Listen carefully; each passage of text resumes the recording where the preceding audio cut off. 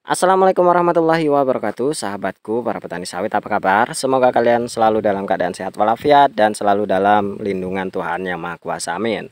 Teman-teman, pada video kali ini saya hanya akan sedikit klarifikasi. Soalnya kemarin ada yang mengatakan bahwa konten-konten saya ini menyesatkan orang-orang yang tidak paham.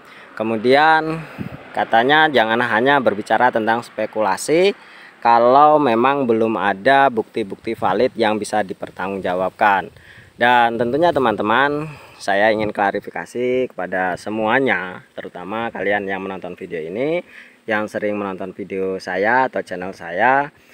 Seperti biasa, saya selalu mengatakan di awal video bahwa apa yang saya sampaikan ini hanyalah merupakan pengalaman pribadi saya yang sudah saya alami, sudah saya teliti, sudah saya lakukan di kebun saya, dengan hasil yang bisa kalian lihat. Bukan hanya satu batang, dua batang, namun hampir seluruh kebun saya itu bisa menghasilkan dengan maksimal atau bisa sesuai dengan harapan saya. Nah, dasar itulah yang saya sampaikan, apa yang sudah saya lakukan selama ini. Jadi memang saya bukan penyuluh, saya bukan dosen, saya bukan orang yang berpintar berteori. Saya hanya sharing apa yang sudah saya lakukan, dan pada kenyataannya kebun saya baik-baik saja, tidak ada masalah, atau apa yang saya lakukan itu membunuh sawit saya, tidak. Jadi pengalaman inilah yang saya sharingkan kepada teman-teman semuanya. Semoga bisa bermanfaat dan setidaknya menjadi bahan pertimbangan, bahan perbandingan dalam tata laksana berkebun kelapa sawit. Maka dari itu teman-teman, kita sebagai petani sawit itu perlu perfeksionis. Memang perlu perfeksionis. Maksudnya apa? Kita perlu mempelajari seluruh dari tata cara, tata laksana dalam berkebun kelapa sawit yang baik dan benar.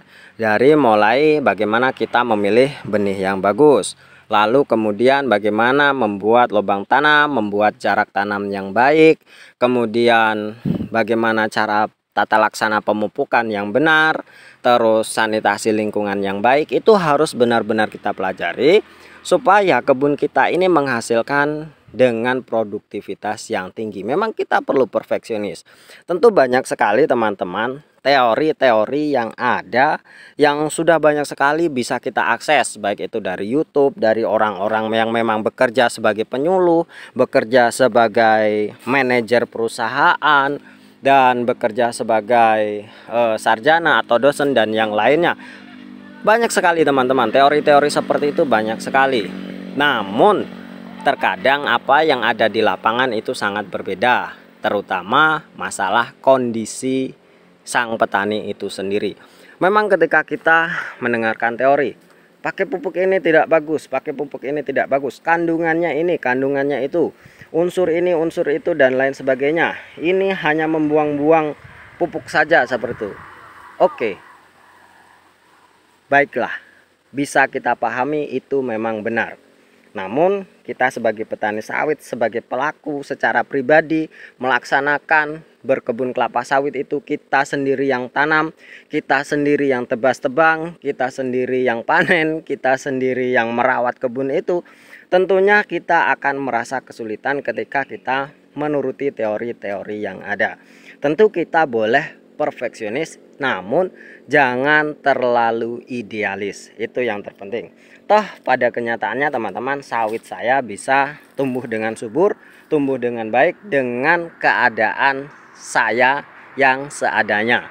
Sering saya sampaikan di video-video yang lain dalam channel ini bahwa saya melakukan perawatan sesuai dengan kemampuan saya, dan hasilnya bisa kalian lihat, bisa kalian searching di video-video yang lain.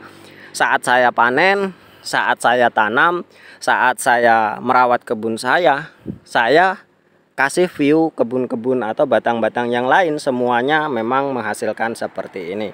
Dan tentunya saya pun pernah gagal teman-teman.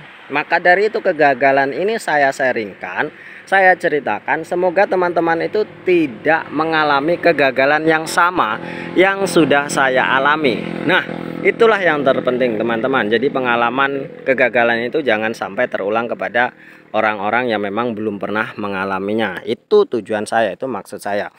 Lalu di dalam komentar itu berbicara bahwa saya itu sedang membahas antara pupuk kimia dan pupuk majemuk. Katanya dasarnya apa bisa mengatakan seperti itu. Nah, di dalam video itu saya jelaskan bahwa mengapa kita bisa rugi menggunakan pupuk majemuk. Itu dalam artian kita rugi efisiensi biaya. Itu yang saya maksudkan, teman-teman. Dari manapun kita lihat sudut pandangnya, dari dosis apapun yang kita cermati, bahwa memang pupuk tunggal itu lebih murah ketimbang dari pupuk majemuk. Itu yang saya jelaskan.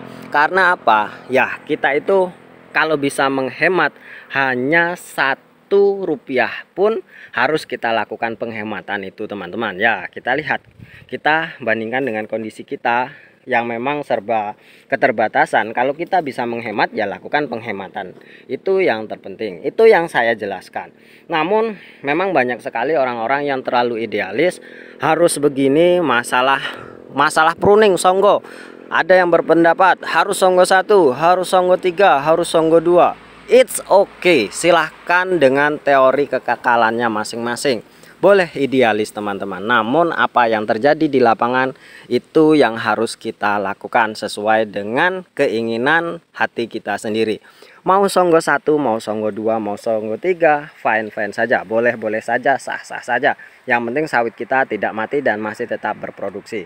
Karena teman-teman, setiap kondisi lahan, setiap kondisi batang itu berbeda-beda. Jangan disamakan semua batang sawit itu sama.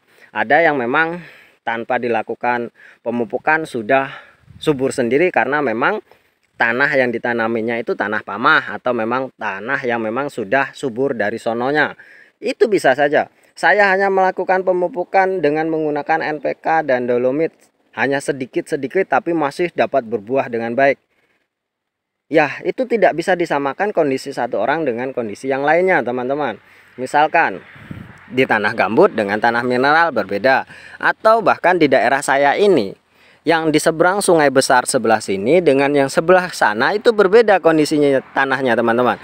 Yang sawit yang tempat tanahnya itu subur, tanpa dilakukan pemupukan rutin pun bisa subur, bisa berbuah dengan baik, bahkan dengan bibit abal-abal pun bisa bagus. Namun di tempat yang memang ada kondisi-kondisi tanah yang tidak memungkinkan untuk tumbuhan itu tumbuh subur juga ada. Jadi solusinya apa? Solusinya kita harus banyak belajar dan memahami betul karakter kebun milik kita sendiri. Dan tentunya teman-teman, dengan cara apa kita memahaminya dan memperbaikinya? Tentu dengan cara belajar dan caranya mendengarkan pengalaman dari orang lain. Tentunya teman-teman, yang saya yakini bahwa hasil itu tidak akan mengkhianati proses yang sudah kita jalani. Itu saja. Jadi tidak perlu terlalu idealis, tidak harus begini, harus begitu, harus ini, harus itu. Salah sawitnya itu nanti bisa tidak berbuah lagi. No way, teman-teman. Semuanya akan berbuah dengan baik sesuai dengan apa yang kita usahakan. Semakin baik kita melakukan perawatan, semakin baik pula hasil yang akan kita dapatkan. Itu saja. Mungkin hanya ini, teman-teman. Terima kasih atas perhatiannya. Wassalamualaikum warahmatullahi wabarakatuh.